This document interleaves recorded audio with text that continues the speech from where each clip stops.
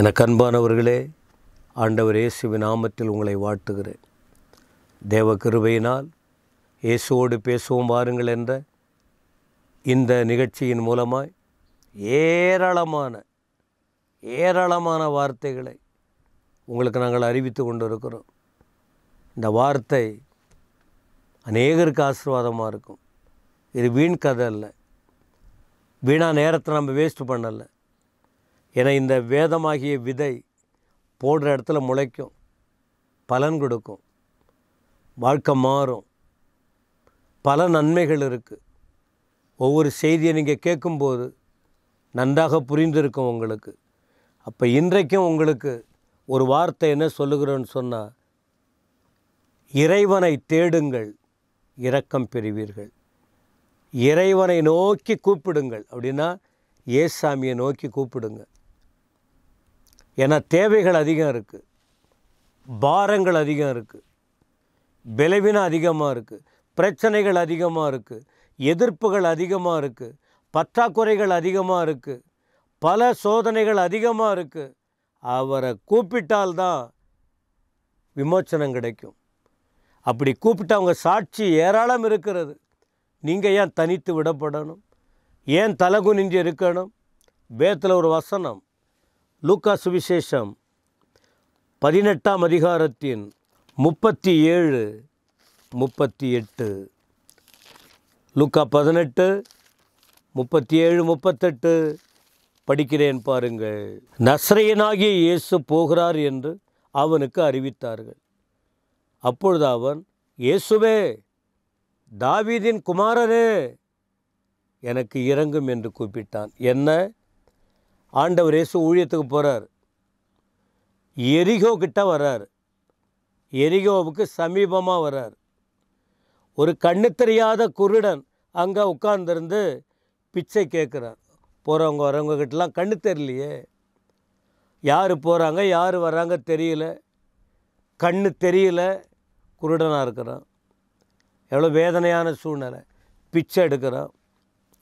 ஜனங்கள் நடக்கிற சத்தத்தை கேட்டு இன்னதென்று விசாரிக்கிறான். யார் வராங்க அங்கே? ஜனம் இப்படி கூட்டமாக போகிறீங்களே, என்ன நடக்குது? அப்படி ஆர்வம் பாருங்க. விசாரிக்கிறான். சொல்கிறாங்க, நசரேயனாகிய இயேசு போகிறார்.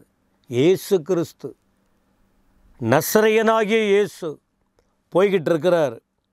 இயேசு போகிறாரா? உடனே அவன் வாயில் யாரும் சொல்லலை. உடனே சொல்கிறான். அப்பொழுது அவன், தாவீதின் குமாரனே, எனக்கு இரங்கும். சத்தியம் தெரியுதுங்க. அப்போ இவன் யாருன்னா, ஒரு வேதத்தை அறிந்தவன், வசனத்தை புரிஞ்சவன், இயேசுவை குறித்து கேள்விப்பட்டவன். தாவீதின் குமாரனே. அப்போ தாவீது ஒரு சரித்திரத்தின் சம்பந்தமானவர். இயேசு கிறிஸ்து சரித்திர நாயகனோடு, அல்லது சரித்திர நாயகன் இயேசு அந்த சரித்திரத்தில் வருகிற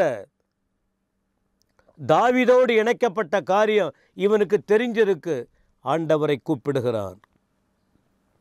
அங்கே உள்ளவங்க சொல்கிறாங்க, போகிறவங்க வர்றவங்கெல்லாம், ஏய் வாய மூடு, இங்கேயே எவ்வளோ கூட்டம் இருக்குது, நீ என்ன பேசிக்கிட்டு இருக்க, கத்திக்கிட்டு இருக்க, வாய மூடு சொல்கிறாங்க. அதட்டினார்கள். அவனுக்கு தெரிஞ்சுக்கிட்டான். ஏன்னா இயேசு கிறிஸ்து யாருன்னு தெரிஞ்சுக்கிட்டான். இந்த சான்ஸை விட்டாச்சுன்னா அவ்வளவுதான். இன்றைக்கி நிறைய பேர் எத்தனையோ வாய்ப்பு கொடுக்குது, தப்பான காரியத்திற்கு வாய்ப்பை பயன்படுத்திக்கிறாங்க. ஆனால் நல்ல காரியத்தை சொன்னால் ஏற்றுக்கொள்ள மாட்டேன்றாங்க. இவன் அந்த நல்ல வாய்ப்பை பயன்படுத்திக்கிட்டா, இயேசுவே, இயேசுவே, தாவீதின் குமாரனே, எனக்கு இரங்கும், எனக்கு இரங்கும், எனக்கு இரங்கும், நான் பிரச்சனையோடு இருக்கிற. ஏன்னா அந்த இறங்குங்கிற சத்தம் ஆண்டவர் காதில் விழுது. இறங்குங்க ஆண்டவரே, தாவீதின் குமாரனே, எனக்கு இரங்கும். இந்த தேவன் யார் தெரியுமா? இரக்கமுள்ள தேவன். யார் கூப்பிட்டாலும் சரி, யார் கூப்பிட்டாலும் அவர் இரக்கமுள்ள தேவன். அவன் கூப்பிட்டான். உடனே இயேசு நின்னார். அவனை தம்மிடத்தில் கொண்டு வரும்படி சொன்னார். அவன் கிட்ட வந்தபோது ஆண்டவர் பேசுகிறார். நான் உனக்கு என்ன செய்யணும்ப்பா? என்ன வேணும் உனக்கு, உனக்கு என்ன வேணும் என்று கேட்டார். அதற்கு அவன் சொல்கிறான், ஆண்டவரே எனக்கு பார்வை இல்லையே, என் 2 கண்ணும் குருடாக இருக்கிறனே, எனக்கு பார்வை கிடைச்சா நல்லா இருக்கும். பார்வை. ஆண்டவர் உடனே சொன்னார் இயேசு அவனை நோக்கி, நீ பார்வை அடைவாயாக, அவ்வளவுதான், உன் விசுவாசம் உன்னை ரட்சித்தது. இவ்வளவு எதிர்ப்பு வந்தோம். இப்படி மற்றவங்களாம் உன்னை தடை செய்தும் உன்னை திட்டியும் உன்னை கஷ்டப்படுத்தியும் நீ வைராக்கியமாக என்னை கூப்பிட்ட. தாவீதின் குமாரன்னு கூப்பிட்டியே, அதனால் உன் விசுவாசம் உன்னை ரட்சித்தது. 43 வசனம்.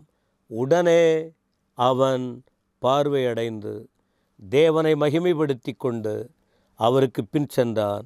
ஜனங்கள் எல்லாரும் அதை கண்டு தேவனை புகழ்ந்தார்கள். இந்த வார்த்தைகளை கவனிச்சிங்களா? இரக்கமுள்ள தேவன். அப்போ ஆண்டவரை நோக்கி கூப்பிட்டா என்னாகும் தெரியுமா? குறைவுகள் மாறும். எனக்கு அன்பான சகோதர சகோதரி, வாலிப தம்பி தங்கச்சி, வெளியில் சொல்ல முடியாமல் ஏன் வேதனைப்படுறீங்க? மனதில் எவ்வளோ காரியத்தை வச்சுக்கிட்டு ஏன் அவஸ்தைப்படுறீங்க? ஒரு தெய்வம் இருக்கிறாரு. பல விதத்தில் உங்கள் காதில் கேள்விப்படுறீங்க. இந்த மீடியா மூலமாக பல சூழ்நிலையில் உங்கள் காதில் விழுது. இயேசுவை நம்புங்க, இயேசுவை நம்புங்கன்னு. ஆனால் நீங்கள் ஏன் கேட்காம இருக்கீங்க? சர்ச்சுக்குள்ளே வந்தவங்களும் அப்படி தான் இருக்கீங்க, தேவனை அறியாதவங்களும் அப்படி தான் இருக்கீங்க. எவ்வளோ அருமையான விடுதலை ஏசப்பா வச்சுருக்கார். இலவசமாக அவர்கிட்ட பெற்றுக்கொள்ளலாம். அப்போ ஆண்டவரை நோக்கி இவன் கூப்பிட்டான், அற்புதத்தை பெற்றுக்கொண்டான், பார்வை அடைந்தான். உங்களுக்கும் எத்தனையோ காரியத்தில் கண் மறைக்கப்பட்டிருக்கு. நீங்களும் அற்புதங்களை பெற முடியுமே. உடனே இதை பெற்ற பிறகு என்ன செய்கிறான்? கடவுளை துதிக்க ஆரம்பிக்கிறான், ஆண்டவரை மகிமைப்படுத்துகிறார். எப்படி என்னென்ன வார்த்தையை சொல்லி எல்லாம் எழுதலை பைபிளில். இந்த பைபிள் அந்த வார்த்தையெல்லாம் இல்லை. அவ்வளவு வார்த்தைகளை சொல்லி அவன் துதிக்க ஆரம்பிச்சிருப்பான். இஷ்டத்துக்கு நடனம் ஆடி இருப்பான், பாட ஆரம்பிச்சிருப்பான். எல்லாருடைய கவனம் இப்போ அவன் பக்கம் திரும்பி இருக்கும்.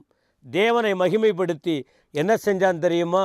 அவன் வேற பக்கம் போகலை, இயேசுவை பின்பற்றினான். ஆண்டவர்கிட்ட அற்புதம் பெற்றவங்க ஆலயத்துக்கு வரணும். ஆண்டவர்கிட்ட அற்புதம் பெற்றவங்க அவர் பின்னால் இருக்கணும். என்னைக்கோ வயிற்று வலி வரும்போது மட்டும் எங்களுக்காக ஜெபம் பண்ணுங்க, எங்களுக்காக ஜெபம் பண்ணுங்கன்னா ஒன்றும் நடக்காது. நன்மை கிடைக்கிதில்ல. பாதத்தில் வந்து விழுந்துடணும், அந்த தெய்வத்தை பிடிச்சிக்கணும். இவன் பின் சென்றான். இதை பார்த்து ஜனங்கள் எல்லாரும் தேவனை புகழ்ந்தார்கள். புகழ்ச்சி உண்டானது. அப்போ இறைவனை நோக்கி கூப்பிட்டால் உங்கள் வாழ்க்கையில் அற்புதம், அவருக்கு மகிமையை கொடுக்கணும். 2வது, அதிசயத்தை நீங்கள் காண முடியும்.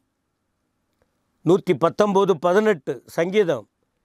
உடைய வேதத்தில் உள்ள அதிசயங்களை நான் பார்க்கும்படி என் கண்களை திறந்தருளும். ஒருவேளை நன்மையை பார்க்க முடியாமல் நீங்கள் இருக்கலாம். ஆகார் கண் அடைக்கப்பட்டிருந்தது, ஆனால் பக்கத்தில் தான் அற்புதம், அவங்களுக்கு தேவையான காரியம் அங்கேயே இருந்தது. இன்றைக்கும் உங்கள் வீட்டிலேயே உங்களுக்கு அற்புதத்தை ஆண்டவர் செய்வார்.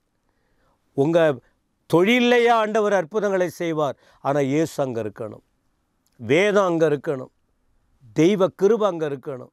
நம்புவீங்களா? ஏன் வீணா அவஸ்தைப்படணும்? இந்த ஆண்டவர் அருமையானவர், அற்புதங்களை செய்வார்.